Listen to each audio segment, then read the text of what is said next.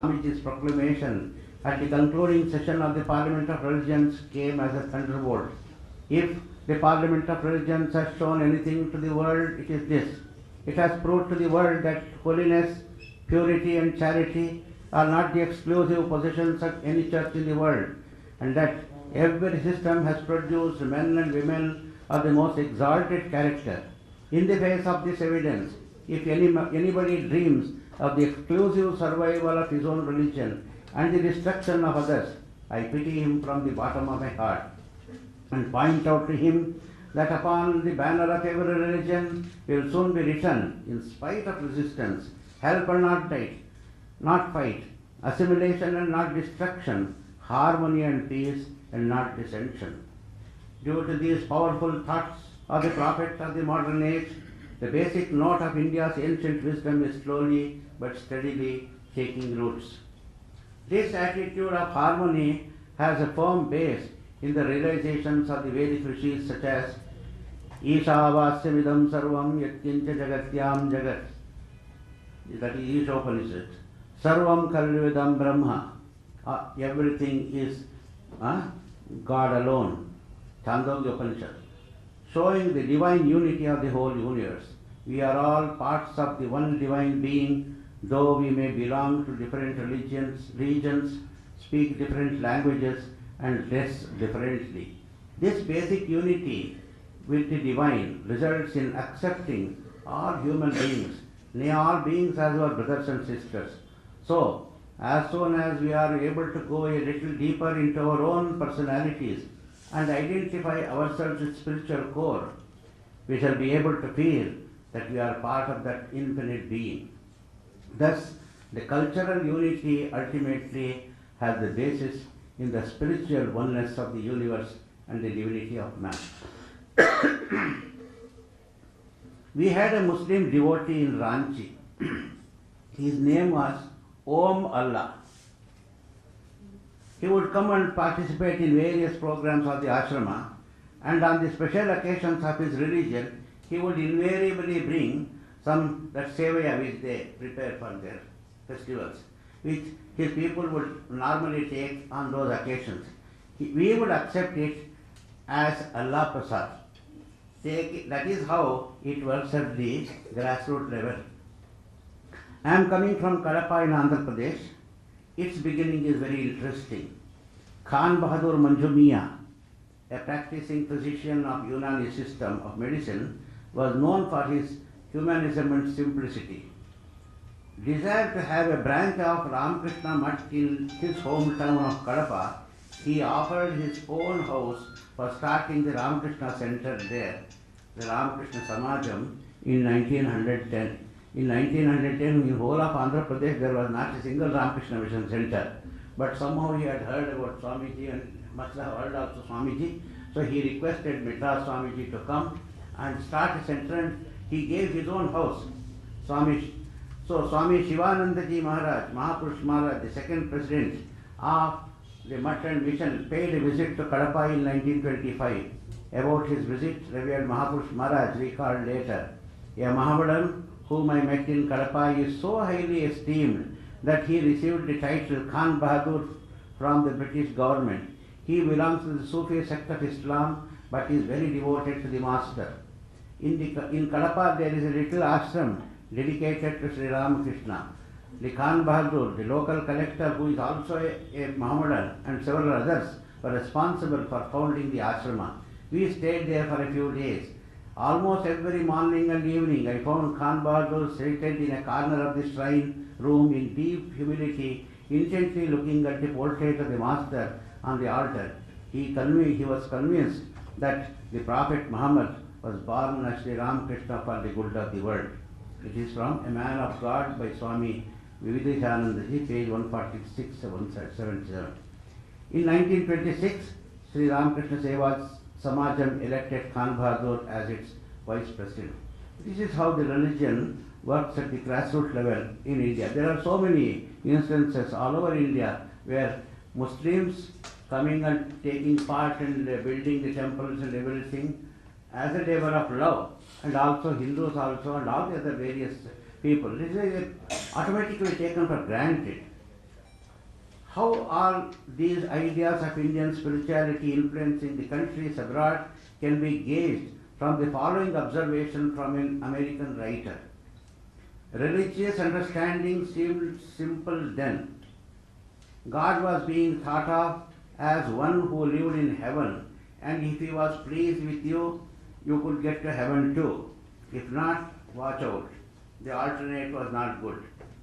60 years later, the American worldview has dramatically changed. For example, a recent BeliefNet survey found that an astonishing 84% of Americans believed that God was everywhere and was in everything, rather than a being someone somewhere. While this change in the outlook may not be a news in India, where ideas such as these are taken for granted and absorbed in one's mother's milk, for a materialistic country like America, this is a huge change. Even since the time I was child, that writer is writing, in 1950s, God was definitely someone somewhere. More important to our discussion, let us remember that everywhere and everything is not intrinsic to the Abrahamic tradition. Mystics from these traditions have on occasion asserted this to be true, but these mystics didn't fare well. While Mr. Eckhart, for example, espoused these ideas, he was accused for heresy and had he lived longer, could well have been given the ultimate punishment. Vivekananda as the turning point, page 65. From a Newsweek article, Lisa Miller, the author of the article, affirms, according to recent poll data, Americans are conceptually slowly becoming more like Hindus and less like traditional Christians in the ways we think about God, ourselves, each other, and eternity. One thing we have to note is these above Americans who are being influenced by Indian philosophic thought continue to remain in their mother religion. Only the Indian thought has broadened their vision. This trend in America and elsewhere points to the slow but steady movement of the world towards unity in diversity that is the characteristic of India. This is what Swamiji visualized as flooding of the world with Indian spiritual thought. Thank you.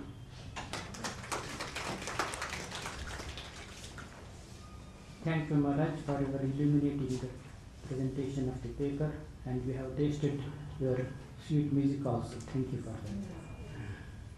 Now, Ami Appi Singh will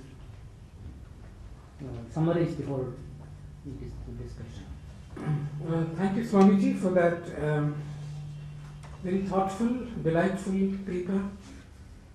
Being a so-called secular individual engaged in academic activity, we do not quite get to hear people like you. And I think what you presented here today is the story from the inside. We are outsiders to your world, and I think it's always useful to have the other perspective. And I value what people from the inside and how they see religion. The first point that you make of importance is the centrality of religion in the Indian life, in Indian worldview. I'm reminded here of the fact, from what I know of the historical trajectories in the 19th century, the point that has been repeatedly made in the 19th century Hindu discourse is that there is really no dichotomy between religion, what is religious and what is secular. What really matters is whether you have good religion or bad religion. That is a more central point. The second point of importance that you make is about how in Indian civilization and culture there has been this wonderful accomplishment of avoiding ruptures. Despite the series of invasions and turmoil and all kinds of troubles that we've had historically, there is something deeply continuous about our culture and deeply united about our culture which has to be accommodated. And I think if I may summarize this kind of argument, I would say there are three A's at work: the A of accommodation, the A of absorption, and the A of assimilation. Thirdly, I think we spoke about how the Ramakrishna order itself epitomizes unity and diversity in the various ways in which you practice your spirituality, the way in which you accommodate people from other religions. You spoke of the Khan Sahib who was honored with this official position at Kadapa. That reminds me of Vivekananda's letter to Sarfaraz Hussain of Nainital, where he talks about fusing the Vedantic brain with the Islamic body. I think Vivekananda himself had thoughts about such possibilities. In the end, I would only say that there is considerable scope in your paper for us to think afresh, especially those who are outside the world of spirituality, as it were, to see how the spiritual world in India has survived these turmoils, how it is more continuous than what we call, for the lack of another word, so-called Indian secular culture. And I think perhaps this summary will set certain thoughts in process. Somebody might have a question to follow up from what I said. Thank you. If there's no question, then just to begin. About your last point, how who are in the, he pointed out how we are, who are not in the religion can make something he was telling. So everyone has to become spiritual ultimately. Swamiji wanted that secular and spiritual should not be kept as two different compartments. At least to begin That with, is what Nivedita also tells. You see, the greatest contribution of Swami Vivekananda was that removing the compartment. Each and every one of our activities can be made spiritual if we see from the proper perspective, that is all. You need not leave your house and your professorship or anything, but it can be definitely made into a spiritual. I have no choice actually. No, that what I mean to say, everything can be made spiritual Thank you. wherever we are. Indeed. That is what Swami wanted. If there are no other questions, I would like to pose one question. I enjoyed the paper as Romeo did, especially because it tells us a good deal about a view from within, especially within the order. Of course, we are all, many of us are within the Hindu community. We have no choice. I mean, as the law says, actually you cannot cease to be a Hindu unless you deliberately renounce it. But certainly, this view within the order is very interesting. I would like to ask Swamiji a question which you may or may not answer. But you see, you were so right about Swami Vivekananda's position on the question of rising beyond religious differences and of abolishing the distinction between spiritual and religious, and thus promote a kind of mutual understanding, etc. What I want to know is whether from this position, in later times, there was a departure. Do you see any difference between the position in this regard in Swami Vivekananda's times and his own views on this, and the practices that developed later, or practices you see in your own lifetime? From, as you say, we may be seeing only from one point of view, you may say, but for our observation, we have not changed. Yeah, because I have moved in 10 states, in different states I have worked, and worked with all types of people. I have told you only about Khan Bahadur, Manju Miya, one point only, but everyone who comes to Ramakrishna Mission is accepted as he is, not as we want him to be. That is the first thing. That is what Swami Vivekananda wanted. Even he went up to the telling that don't insist that Sri Ramakrishna is the incarnation of God. Let them not accept. Let them accept only his teaching, that is enough.